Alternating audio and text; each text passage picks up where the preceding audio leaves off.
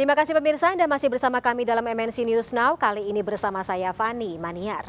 Menteri Keuangan Republik Indonesia Sri Mulyani memberikan semangat kepada para pegawai pajak di tengah bergulirnya kasus yang menjerat anak pejabat Ditjen Pajak. Ia berpesan agar para pegawai tidak larut dalam kekecewaan dan tetap semangat bertugas sebagai punggawa keuangan negara.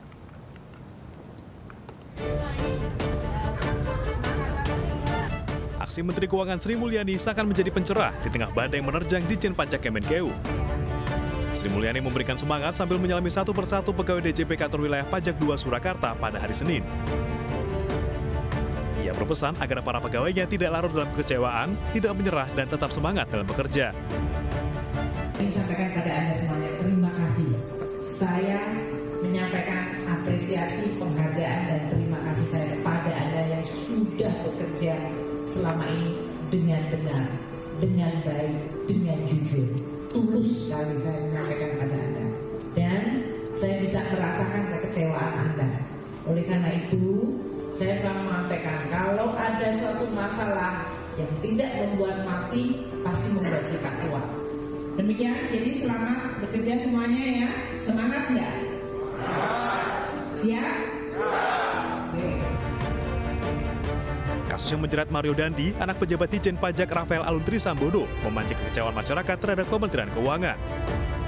Banyak yang geram dan menyalahkan Ditjen Pajak akibat ulah oknum pejabat yang memamerkan gaya hidup mewah. Ya, sementara itu pemirsa, Ditjen Pajak saat ini juga masih jadi sorotan masyarakat akibat kasus penganiayaan yang dilakukan oleh anak mantan pegawai Ditjen Pajak Mario Dandi Satrio. Di tengah sorotan yang bertubi-tubi, Sang Menteri Sri Mulyani memberikan semangat kepada pegawai Ditjen Pajak. Ini menimbulkan sebuah pertanyaan, apakah ada indikasi bahwa pimpinan Kementerian Keuangan ini akan pasang badan untuk pegawai-pegawainya? Jadi langkah apa yang secara tegas harus dilakukan oleh pemerintah untuk mengusut kasus pengemplangan pajak yang sudah pasti merugikan negara dan tidak jarang atau ditakutkan, dikhawatirkan tidak jarang juga dilakukan oleh para pegawai negara itu sendiri. Kita akan membahasnya bersama Saud Situmorang selaku Wakil Ketua KPK periode 2015 sampai dengan 2019. Selamat sore Pak Saud. Halo, selamat sore. Bapak, apa kabar? Baik, Bapak sendiri bagaimana? Alhamdulillah sehat, baik. Alhamdulillah.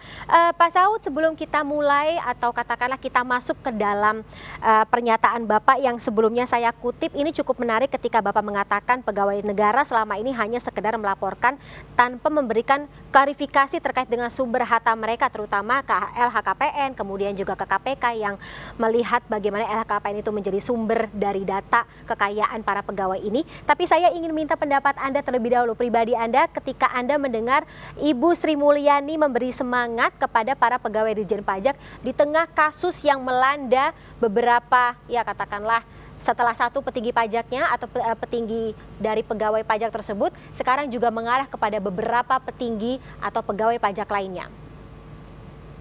Ya, sebagai menteri kan ada teorinya itu namanya Pygmalion Effect ya. Pygmalion Effect. Artinya kalau saya mencintai patung benda mati juga kalau saya cintai bisa jadi hidup. Patung jelek juga kalau saya cintai jadi hidup. Anak buah nakal juga kalau dicintai bisa jadi baik. Kita sependapat aja dengan itu. Tetapi kan itu saja tidak cukup gitu loh. Ya nggak?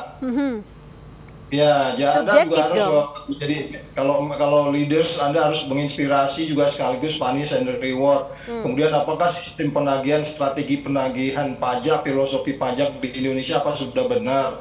Kalau kemudian nostalgic begitu, terus kemudian kejadian lagi umpamanya petugas tax officer ini melakukan transaksional, ya percuma saja. Jadi akhirnya setelah menginspirasi kita juga harus menyiapkan strategi kemudian taktis terus punish and reward. Nah, kalau kita bicara pemerintahan bisa bicara governance, bicara risiko-risiko yang muncul karena anak buah masih seperti itu, terus bicara kepatuhan itu kan masih banyak yang harus dibenahi dulu, nggak cukup menginspirasi aja Mbak gitu.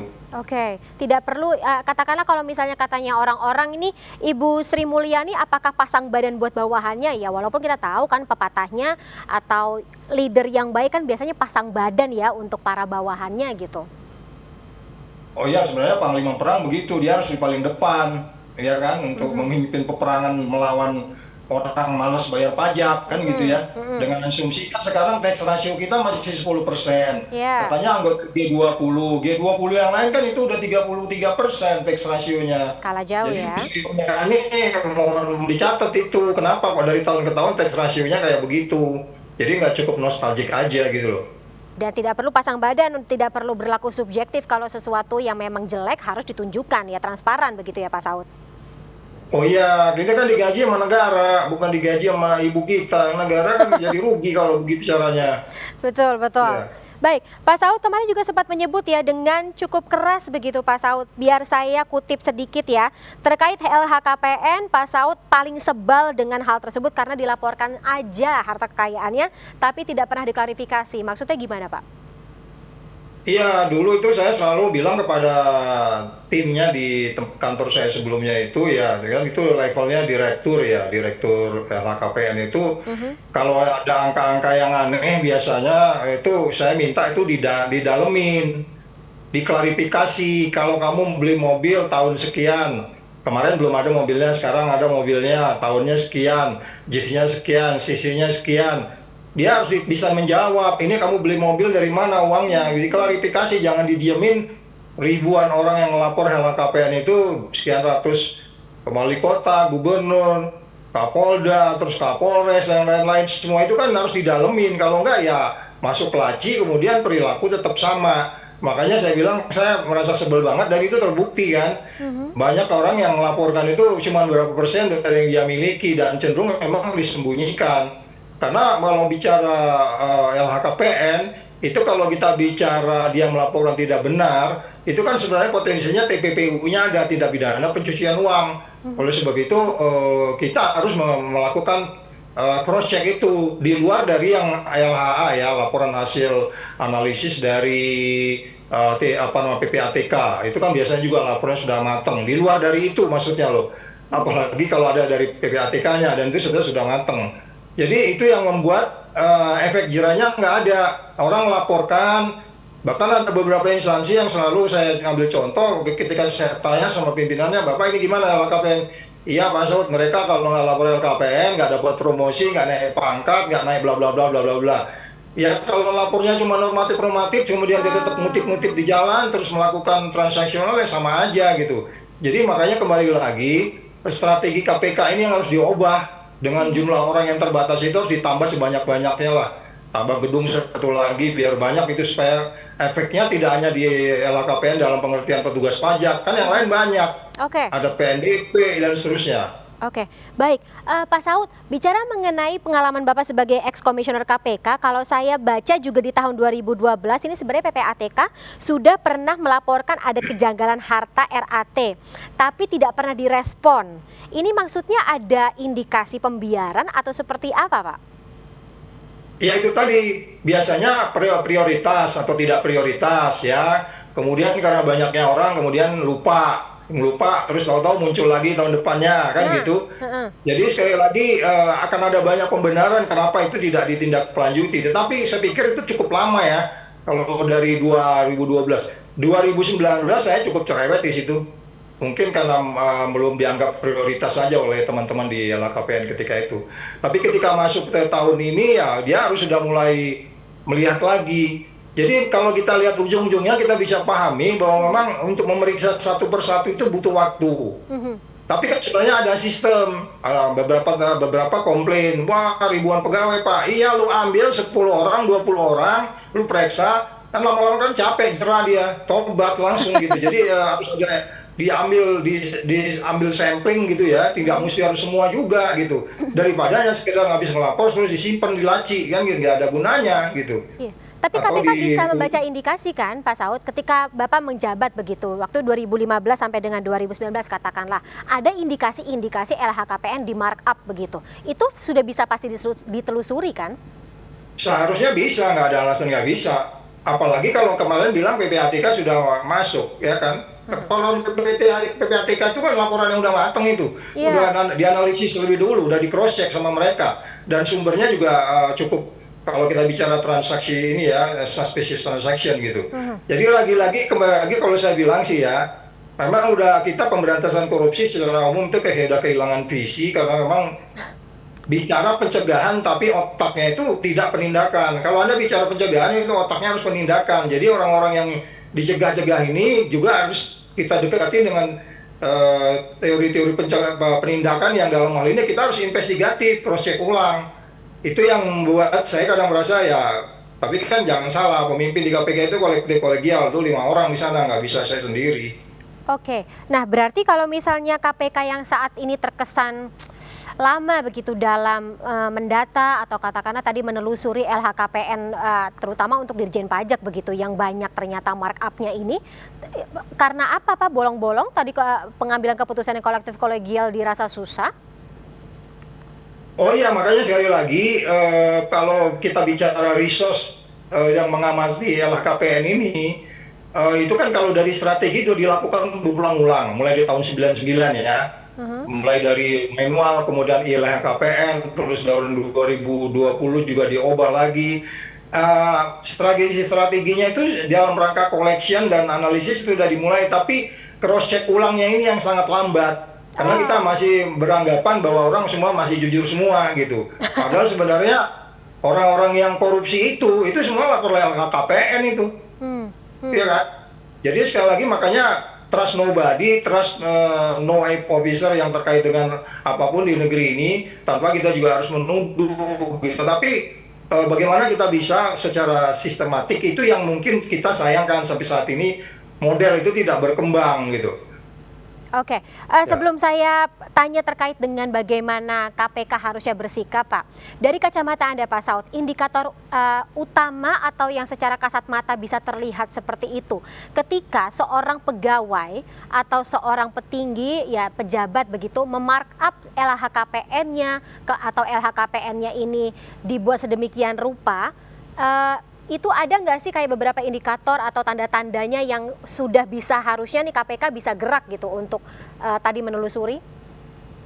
Iya, di luar dari informasi dari PPATK ya gitu yang mereka tahu ya active transaction seperti apa, tetapi di luar dari yang normal itu saja, itu kan bisa dilihat sebenarnya dia gajinya berapa. Itu sangat common sense. Gajinya berapa kok dalam tempo sekian itu bisa peningkatan harta sekian.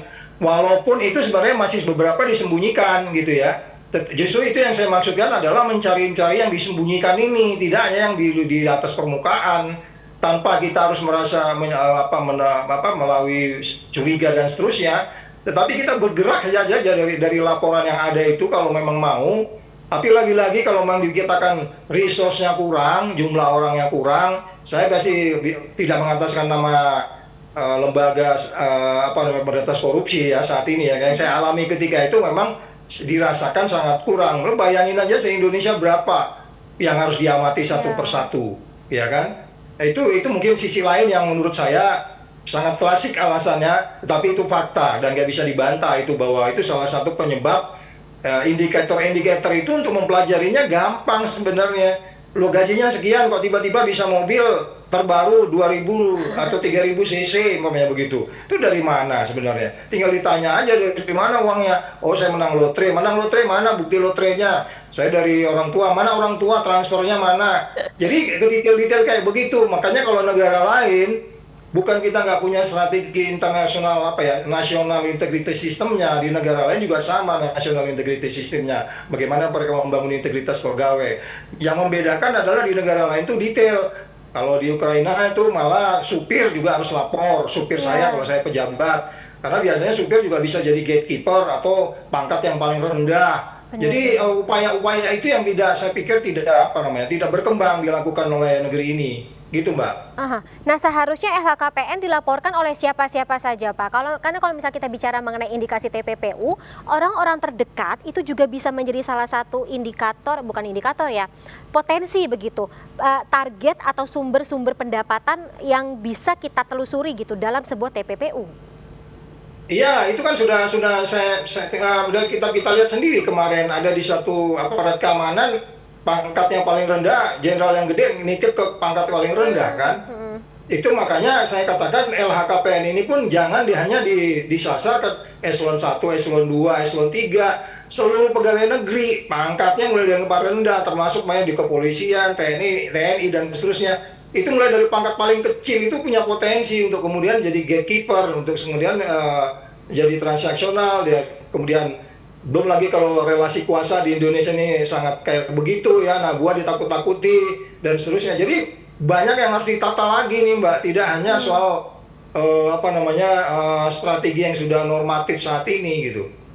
Oke, mungkin terakhir Pak Saud, ada kewenangan lain nggak yang perlu ditambah untuk KPK supaya bisa menelusuri ini lebih tajam begitu, tajinya tuh tidak kalah gitu oleh orang-orang yang tadi mbalelo untuk melaporkan harta kekayaannya? Ya, itu tadi yang saya bilang, kalau kita memang mau mindsetnya pencegahan tapi cara berpikirnya penindakan, diperlukan resource yang banyak. Sehingga kemudian kalau kita suspek ada seseorang yang kemudian kita dalamin, ya kemudian di cross check ulang gitu ya, itu mungkin strategi yang kita minta. Jadi artinya semuanya itu harus di cross check ulang dan diklarifikasi secara ulang, tidak hanya masuk terus kemudian selesai kemudian diupload ke website jumlahnya sekian, tetapi kita harus dalami. Rata-rata pasti itu banyak yang sangat spesifis yang kalau menurut saya ya lagi-lagi ke badan anti korupsi yang konon juga mau bicara pencegahan yang lebih dominan saat ini gitu ya. Dominan itu pun tidak dilakukan dengan model berpikir penindakan. Berpikir penindakan itu ya Anda harus detail mengawasinya, harus mendetail mendalaminya. Jadi artinya tidak mesti harus juga curiga dan seterusnya. Tidak ada juga kita menuduh dan seterusnya. Tetapi itu ada pintu masuk untuk kemudian kita mengklarifikasinya. Kalau itu sudah dilakukan, pasti 2, 3, 4, 5 orang diambil sampel kan mikir, mau tahun depannya ya udah kata kita jangan ngelaporin yang nggak kita punya, atau kita harus ngelaporin yang kita punya, dan seterusnya gitu loh. Butuh kesadaran yang menyeluruh begitu ya dari setiap orang, karena biasanya kesadaran ini hanya muncul di orang-orang yang sudah kena begitu Pak Saud gitu. Ketika orang yang belum kena atau orang yang masih merasa masih bisa menyelamatkan diri, jadi ya gitu melakukan hal-hal yang menyulitkan KPK dalam tadi menelusuri LHKPN untuk para pejabat ini. Baik, tapi terima kasih sebelumnya. Ya, Pak Saud gimana? Ada tambahan? Ya, mungkin cukup ya. Oke, baik. Terima kasih Pak Saud atas waktunya sore hari ini di MNC News 6. Sehat selalu Pak Saud ya, cepat sembuh dari flu-nya. Kita ketemu lagi di lain kesempatan. All the best to you too.